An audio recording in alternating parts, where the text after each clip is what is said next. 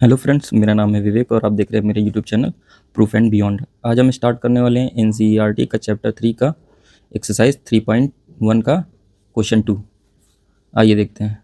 जैसा कि क्वेश्चन में लिखा हुआ है, अनुपातों A1/A2, B1/B2 और C1/C2 की तुलना कर ज्ञात कीजिए कि निम्न समीकरण युग्म द्वारा निरूपित रेखाएं एक बिंदु पर प्रतिच्छेद करती हैं या फिर समांतर हैं अथवा संपाती हैं। देखिए, इसके इंट्रोडक्शन में मैंने 3 कंडीशंस आपको बताई थी कि रेखाएं अगर प्रतिच्छेद करती हैं तो कंडीशन क्या होती है, समांतर होती हैं तो कंडीशन क्या होती है, और संपाती होती हैं तो कंडीशन क्या होती है। तो जिन लोगों ने इंट्रोडक्शन नहीं देखा है वो जाके मेरे चैनल पर इसका इंट्रोडक्शन देख सकते हैं। आइए देखते हैं कि इस क्वेश्चन को हम कैसे करेंगे। देखिए, आपको दो इक्वेशन दी हुई हैं, दो समीकरण दिए हुए हैं, 5x माइनस 4y प्लस का 8, दूसरा दिया हुआ है 7x प्लस का 6y माइनस का 9 इक्वल टू 0। अब क्या करना है, हमको पहले इसके गुणांक निकालने हैं। तो हमको क्या करना पड़ेगा, जैसे इसको 1 कर लीजिए, इसको 2 कर लीजिए। अब इसकी तुलना है करनी हमको, कि तुलना इससे करेंगे a1x प्लस का b1y प्लस का c1 इक्वल टू 0 से करने पर। जैसे पहला इक्वेशन लिखा हुआ है तो अब उसकी तुलना हम इससे कर देंगे। तो अब ध्यान से देखिए आपको क्या आएगा। जैसे x के साथ में, यहाँ पर देखिए x के साथ में है 5, तो यहाँ a1 है तो a1 की वैल्यू क्या हो जाएगी 5। अब देखिए यहाँ पर y के साथ में है b1, अब यहाँ ध्यान से देखिए y के साथ में है 4, वो भी कौन सा, माइनस का 4। तो b1 की तुलना करेंगे तो b1 हो जाएगा माइनस का 4। अब यहाँ देखिए जो अचर पद बचा हुआ है तीसरा वाला, वो है c1, और यहाँ पर देखिए जो c1 है वो क्या है, 8 है। तो ये हो गया उसकी तुलना करने पर a1, b1 और c1 की वैल्यू निकाल लें। अब ये दूसरा वाला आ गया है, अब दूसरी इक्वेशन लेते हैं, इसकी तुलना कर लेंगे। वही a2x प्लस का b2y प्लस का c2 इक्वल टू 0 से करने पर। अब देखिए इसकी तुलना करते हैं। x के साथ में है, यहाँ x के साथ में 7 है और x के साथ में a2 है, तो a2 क्या हो जाएगा, a2 हो जाएगा 7।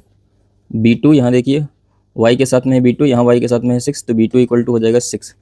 और c2 क्या हो जाएगा, c2 यहाँ पर है देखिए अचर पद c2, यहाँ पर अचर पद है माइनस का 9। ठीक है, अब आपको तुलना करके बताना है कि ये कैसा है। पहले यहाँ से तुलना करें, तुलना करने के बाद हमने देखा कि a1 b1 c1 और a2 b2 और c2 की वैल्यू क्या हुई। उसके बाद हमको उसमें वैल्यू पुट करके बताना है। जैसे देखिए a1 upon a2, b1 upon b2, c1 upon c2। चलिए वैल्यू रखते हैं इसमें। देखिए a1 अपॉन a2 क्या है, a1 देखिए क्या लिखा है 5 upon a2 7, b1 upon b2, b1 क्या है -4 अपॉन b2 क्या है 6। अब ध्यान से देखिए, क्या इसमें कुछ इक्वल हो रहा है, कुछ इक्वल क्या हो रहा है, कुछ नहीं। तो अब ध्यान से देखते हैं, ये डज नॉट इक्वल टू, ये पहली कंडीशन को फॉलो कर रहा है। जब पहला ही a1 upon a2 does not equal to b1 upon b2, तब रेखाएं कैसी होती थी, तब रेखाएं एक दूसरे को प्रतिच्छेद करती थी। जब इस कंडीशन को फॉलो करेगा, लिख देंगे उसके बाद, अतः रेखाएं, अतः दोनों समीकरण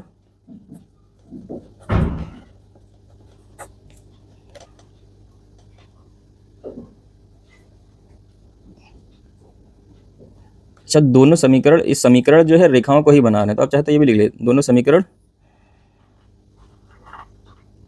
या रेखाएं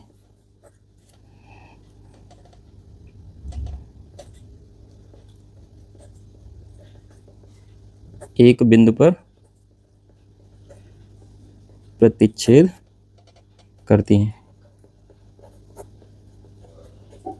ये हो गया आपका पहला क्वेश्चन, इसका कंपैरिजन। अब इसका देखते हैं दूसरा क्वेश्चन। ये आपको दिया हुआ है, पहला दिया, इसमें पहला समीकरण है, पहली रेखा दी हुई है 9x प्लस 3y प्लस का 12, ये हो जाएगा पहला। दूसरा दिया है 18x प्लस का 6y प्लस का 24 इक्वल टू 0, ये हो गया दूसरा समीकरण। अब इसको हमको क्या करना है, तुलना करवानी है, किससे, a1x प्लस का b1y प्लस का c1 इक्वल टू 0। हम यहाँ लिखेंगे तुलना से, तुलना से x के साथ में यहाँ पर a1, तो a1 इक्वल टू हो जाएगा 9 यहाँ b1 इक्वल टू हो जाएगा 3, देखिए y के साथ में b1, यहाँ y के साथ में 3, और c1 इक्वल टू हो जाएगा 12। ठीक है, अब इसमें आ जाते हैं, इसकी तुलना किससे करेंगे, a2x प्लस का b2y प्लस का c2 इक्वल टू 0। यहाँ लिख देंगे फिर से तुलना से, यहाँ से देखिए x के साथ में है a2 और वहाँ x के साथ में है 18, तो ये हो जाएगा a2। यहाँ y के साथ में है b2, वहाँ y के साथ में है 6, और यहाँ अचर पद है c2 इक्वल टू वहाँ पर अचर पद है 24। ठीक है, अब देखिए इसकी तुलना करते हैं, तुलना करते हैं, देखिए a1 upon a2, b1 upon b2 और c1 अपॉन c2। अब इसकी तुलना करते हैं, a1 क्या है 9 अपॉन a2 है 18, b1 क्या है 3 अपॉन b2 है 6 और c1 है 12 अपॉन c2 है 24। अब देखिए 9 एकम 9 दूनी 18, 3 एकम 3, 3 दूनी 6, 12 एकम 12, 12 दूना 24। इस कंडीशन में देखिए 1/2, 1/2 और 1/2 तीनों एक दूसरे के इक्वल आ रहे हैं। जब तीनों एक दूसरे के इक्वल आते थे तो कंडीशन कौन सी होती थी, तब रेखाएं, जब तीनों कंडीशन इक्वल आ जाती थी तब रेखाएं क्या होती हैं, अतः रेखाएं संपाती।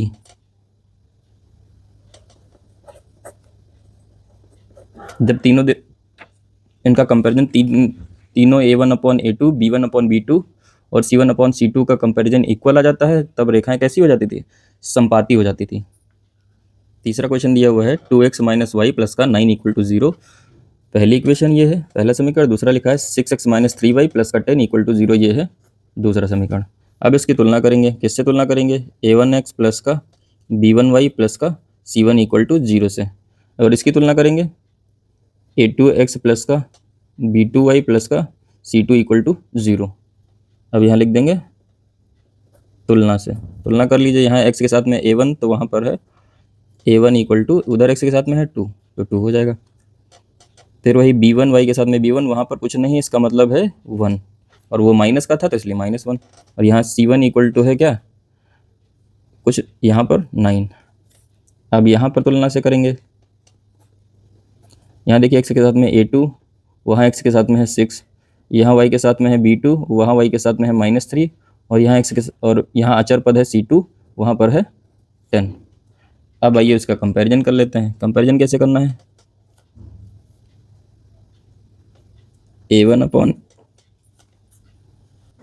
a2, b1 अपॉन b2 और c1 अपॉन c2 वैल्यू रखते हैं। अब देखिए a1 है 2 अपॉन a2 है 6, b1 है -1 अपॉन b2 है -3 और c1 है 9 अपॉन c2 है 10। देखते हैं, 2 1 जा 2, 2 3 जा 6, माइनस से माइनस कैंसिल। अब देखिए क्या है 1/3, फिर से है 1/3, और यहाँ कुछ डिवाइड नहीं होगा तो 9/10। अब ध्यान से देखिए ये इक्वल है और ये इक्वल नहीं है, तो इस कंडीशन में क्या होता था, जब पहला इक्वल हो और दूसरा इक्वल ना हो तो ये कंडीशन दिखाती थी कि रेखाएं कैसी होंगी, समांतर होंगी। अतः रेखाएं समांतर होंगी। ये आपका दूसरा क्वेश्चन इस तरह से समाप्त होता है। अब इसका देखते हैं तीसरा क्वेश्चन। तीसरा क्वेश्चन लिखा हुआ है, अनुपातों a1 upon a2, b1 upon b2, c1 upon c2 की तुलना कर ज्ञात कीजिए कि रैखिक समीकरणों के युग्म संगत हैं या असंगत हैं। आइए देखते हैं। इसका पहला क्वेश्चन दिया हुआ है 3x प्लस का 2y इक्वल टू 5। दूसरा लिखा हुआ है 2x minus 3y equal to 7। तो इसको पहले हमको सही करके लिखना पड़ेगा, क्योंकि हमको तुलना करना है, स्टैंडर्ड फॉर्म में इसको लिखना पड़ेगा। इसकी तुलना करनी है हमको, देखिए ध्यान से, 3x प्लस का 2y, 5 उधर है उसको इधर ला के लिखेंगे तो माइनस का 5 इक्वल टू हो जाएगा 0। ये हो जाएगा आपका पहला समीकरण। दूसरा, इसमें भी वही सेम चीज़ करेंगे, एक साइड पे 0 होना चाहिए तो उसको पहले हमको स्टैंडर्ड फॉर्म में लिखना होगा। देखिए 2x माइनस का 3y, 7 उधर जाके उधर से इधर आएगा तो माइनस का 7 इक्वल टू 0। ये हो गया दूसरा समीकरण। अब इसकी तुलना करिए। तुलना किससे करेंगे, a1x प्लस का b1y प्लस का c1 इक्वल टू 0, और इसकी तुलना किससे करेंगे, a2x प्लस का b2y प्लस का c2 इक्वल टू 0। अब देखिए तुलना से और यहाँ भी हमको क्या करना है, तुलना से। अच्छा, ये क्वेश्चन में आपको लिखा है संगत या असंगत, तो संगत और असंगत का सेंस यही है कि उसमें कोई उन दोनों समीकरण का कोई हल निकलेगा या फिर नहीं निकलेगा। तो हल निकलने वाली दो ही कंडीशंस थी। कौन सी कंडीशन थी? जिसमें या तो अद्वितीय हल होता था, यूनिक, या फिर जिसमें संपाती रेखाएं होती थी। दो ही कोई कंडीशन हुआ करती थी, या तो वो एक दूसरे को प्रतिच्छेद करती थी और या तो फिर वो संपाती होती थी। तो इन दो कंडीशंस में वैल्यू निकल के आती थी। अच्छा, एक तीसरी कंडीशन थी, उसमें लिखा, उसमें जब होता था दोनों तीनों इक्वल आ जाते थे, जब तीनों इक्वल आ जाते थे तो वो कंडीशन हुआ करती थी कि समांतर हैं। तो समांतर जब होता था तो समांतर के सेंस में यह है कि समांतर रेखाएं एक दूसरे को कभी भी कट नहीं करेंगे, और जब एक दूसरे को कट नहीं करेंगे तो उसकी वैल्यू कोई निकल के नहीं आएगी, उसका कोई आंसर नहीं होगा। अतः वो रेखाएं असंगत होंगी। तो हमको बस दो ही कंडीशन में संगत रेखाएं मिलेंगी। पहली कंडीशन ये थी जब उसका यूनिक या फिर अद्वितीय हल होता था, या फिर हम ये कह सकते हैं कि केवल एक ही बिंदु पर प्रतिच्छेद कर रही हूँ।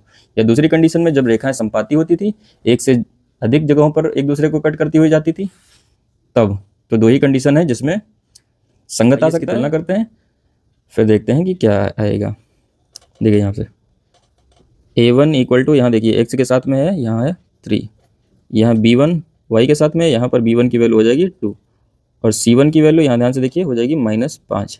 यहाँ तुलना कर देंगे, चाहे तो आप यहाँ बीच में लाइन बना लीजिए, देखने यहाँ देखिए, यहाँ तुलना करेंगे x के साथ में a2, तो यहाँ a2 हो जाएगा 2, और यहाँ तुलना करेंगे b2 y के साथ में है, वो हो जाएगा b2 इक्वल टू -3, और हो जाएगा c2 इक्वल टू यहाँ पर -7। ठीक है, अब आइए तुलना करके सिर्फ लिखना है हमको कि रेखाएं कैसी हैं। करते हैं इसको, a1/a2, b1/b2 और c1/c2 वैल्यू रखते हैं इसमें। a1 कितना है, देखिए 3/a2 है 2, b1 है 2/-3 और c1/c2 -5/-7। अब ध्यान से देखिए, क्या ये इस पार्ट के इक्वल दिख रहा है? नहीं दिख रहा है। आगे हमको करने की जरूरत नहीं थी, पहला ही पार्ट अगर इक्वल नहीं आता है, ये भी इक्वल नहीं है। तो पहला ही पार्ट जब इक्वल नहीं आएगा तो हम लिख देंगे कि रेखाएं कैसी हैं, अतः रेखाएं प्रतिच्छेद करती हैं। अब रेखाएं प्रतिच्छेद करती हैं तो जाहिर सी बात है कि कैसा होगा, अतः समीकरणों के युग्म संगत है। ठीक है, अतः रेखाओं के युग्म संगत हैं। पहली कंडीशन इक्वल नहीं है, बस उसके बाद हम लिख देंगे कि रेखाओं के युग्म संगत हैं। दूसरा क्वेश्चन देखते हैं। दूसरा क्वेश्चन लिखा हुआ है 2x - 3y इक्वल टू 8। अगला लिखा हुआ है 4x - 6y इक्वल टू 9। ये दूसरा क्वेश्चन लिखा हुआ है। अब ये आपका दूसरा क्वेश्चन दिया हुआ है। अब इसको पहले हम क्या करेंगे, इसको स्टैंडर्ड फॉर्म में लिखेंगे। स्टैंडर्ड फॉर्म मतलब इक्वल टू के एक साइड पे 0 होना चाहिए। तो बनाते हैं, देखिए 2x - का 3y, 8 को उधर से इधर लाएंगे, -8 इक्वल टू 0। अब इधर देखिए 4x - का 6y, 9 को उधर से इधर लाएंगे, -9 इक्वल टू 0। अब इसको तुलना कर दीजिए, इससे a1x प्लस का b1y प्लस का c1 इक्वल टू 0। देखिए तुलना से, अब इसकी अगर हम तुलना करेंगे तो देखिए x के साथ में a1 है, तो a1 इक्वल टू वहाँ x के साथ में है 2, फिर y के साथ में है b1, y के साथ में है -3, और यहाँ जो c1 बचा हुआ है वो है -8। अब यहाँ इसको तुलना करेंगे, a2x प्लस का b2y प्लस का c2 इक्वल टू 0 लिख देंगे। क्या तुलना से तुलना करेंगे, यहाँ देखिए a2 हो जाएगा 4, यहाँ y के साथ में है b2, तो b2 हो जाएगा -6, और यहाँ है c2 इक्वल टू -9। अब इसका कंपैरिजन कर लेंगे, बस यहाँ से पता चल जाएगा कि रेखाएं कैसी है। a1/a2, b1/b2, c1/c2। चलिए वैल्यू रखते हैं। a1 क्या है, 2/a2 है 4, b1 है -3/b2 है -6, c1 है -8 ये है -9। ध्यान से देखिए, 2 1 जा 2, 2 2 जा 4, 3 1 जा 3, देखिए माइनस से माइनस कैंसिल, 3 2 जा 6, और ये माइनस से माइनस कैंसिल होगा। अब ध्यान से देखिए क्या आएगा, 1/2 ये वाला, दूसरा है 1/2, तो ये तो इक्वल हो गया, पहला पोर्शन इक्वल हो गया। अब तीसरा वाला जो लिखा हुआ है देखिए 8/9, क्या ये इसके इक्वल है? नहीं इक्वल, तो ये लिख देंगे डज नॉट इक्वल टू। इस कंडीशन में क्या होता था? इस कंडीशन में होता था कि रेखाओं के युग्म कैसे हैं? समांतर। तो यहां पर हम सिर्फ लिख देंगे जब पहला इक्वल हो जाए और दूसरा इक्वल ना हो तो लिखेंगे अतः रेखाएं समांतर होंगी। अब जब रेखाएं समांतर होंगी तो ये इसलिए लिख देंगे समीकरणों के युग्म कैसे हैं? असंगत हैं। संगत कब आते हैं? जब उनकी वैल्यू निकल के आए, और अगर वैल्यू निकल के नहीं आती है तो समीकरणों के युग्म कैसे हो जाते हैं? असंगत हो जाते हैं। तो ये आपका तीसरे का दूसरा क्वेश्चन समाप्त हो जाए। आइए देखते हैं इसका तीसरा क्वेश्चन। तो तीसरा क्वेश्चन इसका दिया हुआ है 3/2x प्लस का 5/3y इक्वल टू 7, और ये लिखा हुआ है दूसरा 9x minus 10y equal to 14। अब इसको पहले हम उस फॉर्मेट का बनाते हैं। अब उस फॉर्मेट का बनाने के लिए क्या करना पड़ेगा हमको? सबसे पहले इन दोनों का एलसीएम लेना पड़ेगा। चलिए एलसीएम ले लेते हैं। अब देखिए 3 और 2 का एलसीएम कितना आएगा? 3 और 2 का एलसीएम 6 आएगा। अब देखिए इसको 6 बनाने के लिए 3 से गुणा करना पड़ेगा, तो इसको भी 3 से गुणा कर देंगे, तो ये ऊपर हो जाएगा 3 गुणा 3 9x। प्लस लगा तो प्लस लगा, इसको 6 बनाने के लिए 2 से करना पड़ेगा, इसको भी 2 कर देंगे, 2 से गुणा कर देंगे, हो जाएगा 10y इक्वल टू 7। अभी देखिए भाग में उधर जाएगा तो गुणे में हो जाएगा, तो गुणा में लिख दीजिए 9x प्लस का 10y इक्वल टू 7 छंग 42। अब देखिए इसको स्टैंडर्ड फॉर्म में लिखना पड़ेगा। तो स्टैंडर्ड फॉर्म क्या होता था? इक्वल टू के एक साइड पर 0 होना चाहिए, इसको इधर ले आते हैं। 9x प्लस का 10y माइनस का 42 इक्वल टू 0। अब ये आपकी एक समीकरण तैयार हो गई। इसको भी स्टैंडर्ड फॉर्म में लिख लेते हैं। तो 9x माइनस का 10y, इसको इधर ले आते हैं, तो ये माइनस का 14 इक्वल टू 0 हो जाता है। अब इसकी तुलना कर लेंगे। किससे तुलना करेंगे? a1x प्लस का b1y प्लस का c1 इक्वल टू 0 तुलना से। अब इससे तुलना कर लेंगे। तो यहाँ देखिए a1 के साथ में क्या है? तो a1 की वैल्यू x के साथ में a1, उधर x के साथ में 9, y के साथ में b1, तो उधर y के साथ में 10, जो बच्चा c1 इक्वल टू माइनस का 42। तो a1 b1 और c1 की वैल्यू निकल गई। अब यहाँ पर आ जाते हैं, इसकी तुलना करेंगे। इससे a2x प्लस का b2y प्लस का c2 इक्वल टू 0। अब इससे तुलना कर देंगे। जब तुलना कर देंगे तो देखिए x के साथ में a2, उधर x के साथ में है 9, इधर y के साथ में है b2, उधर y के साथ में -10, इधर जो बच्चा c2 इक्वल टू माइनस का 14। अब इसके बाद हमको कंपैरिजन करना होता था। क्या निकालना होता था? a1/a2, b1/b2 और c1/c2। अब वैल्यू रख दीजिए, बस पता चल जाएगा कि रेखाएं संगत हैं या असंगत।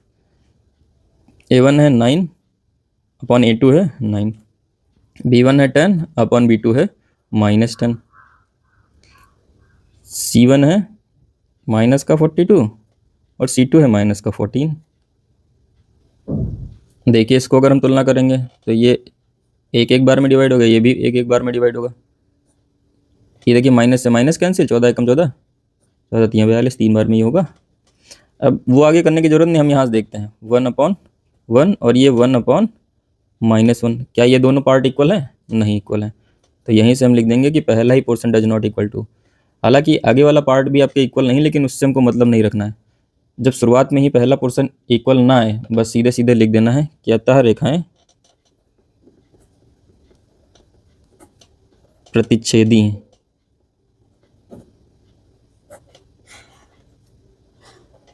अतः युग्म, समीकरणों के जो युग्म है या सीधे अतः युग्म संगत है।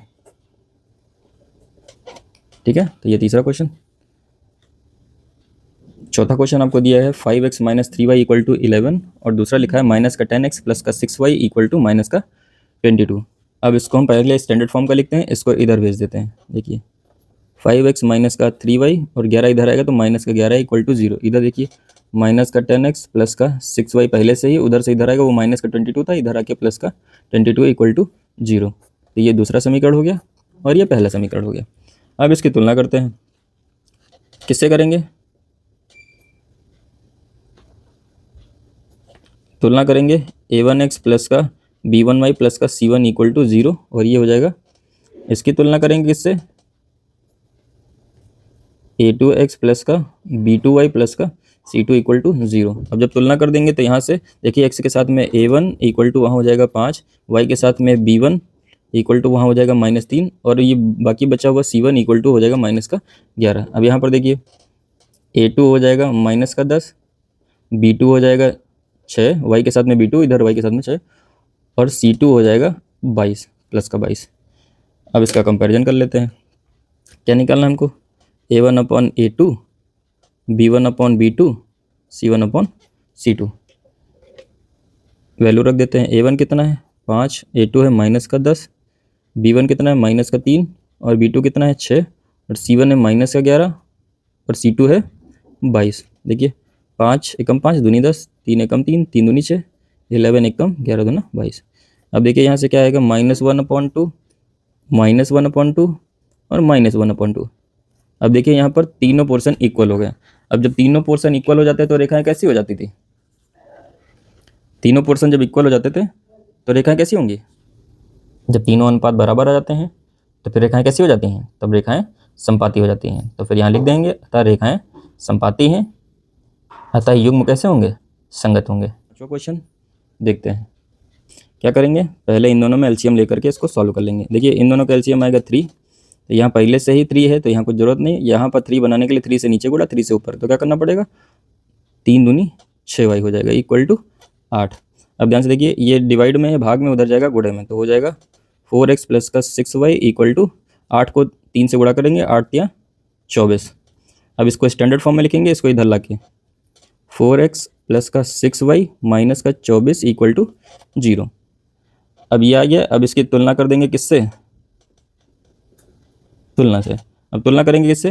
a1x प्लस का b1y प्लस का c1 इक्वल टू 0। यहाँ देखिए तो a1 क्या निकल के आ गया? a1 होगा 4, b1 होगा 6, और c1 होगा -24। अब आइए दूसरी इक्वेशन को, इसको भी स्टैंडर्ड फॉर्म में लिख लेते हैं। 2x प्लस का 3y, 12 को उधर से इधर लाएंगे, -12 इक्वल टू 0। इसको भी क्या करेंगे? तुलना से। किससे तुलना करेंगे? a2x प्लस का b2y प्लस का c2 इक्वल टू 0। तुलना कर देंगे। अब यहाँ से देखिए x के साथ में a2, यहाँ x के साथ में है 2, तो a2 इक्वल टू 2, यहाँ y के साथ में है b2 इक्वल टू, ये हो जाएगा 3, और जो c2 इक्वल टू हो जाएगा -12। अब इसकी तुलना कर लेते हैं, बस समझ आ जाएगी कि कैसे। अब देखिए इसको तुलना वही सेम चीज़, a1 upon a2, b1 upon b2 और c1 अपॉन c2। वैल्यू रख देते हैं इधर। वैल्यू रखेंगे तो देखते हैं क्या क्या होगा। a1 की वैल्यू है 4, और a2 की वैल्यू है 2, b1 की वैल्यू है 6, और b2 की वैल्यू है 3, c1 की वैल्यू है -24, और c2 की वैल्यू है -12। देखते हैं, 2 एकम 2, 2 दूनी 4, 3 एकम 3, 3 दूनी 6, माइनस से माइनस के 12 एकम 12, 12 दूनी 24। अब ध्यान से देखिए सब में क्या आएगा? 2 2 2, तो ये तीनों पोर्शन इक्वल हो गए। अब जब तीनों पोर्शन इक्वल हो जाते हैं तो समीकरण कैसे हो जाते हैं? अभी इसके पहले वाले क्वेश्चन में अभी हमने देखा है, अतः रेखाएं कैसी हैं? समपाती हैं। समपाती होने का मतलब क्या होता है? कि कई स्थानों पर प्रतिच्छेद कर रही हैं, अतः युग्म संगत हैं। जब कई स्थानों पर काटेंगे तो युग्म कैसे हो जाएंगे? संगत हो जाएंगे। उम्मीद करते हैं कि ये एक्सरसाइज आपको समझ में आई होगी। अगर इससे रिलेटेड कोई भी डाउट है तो आप कमेंट सेक्शन में हमसे पूछ सकते हैं। धन्यवाद।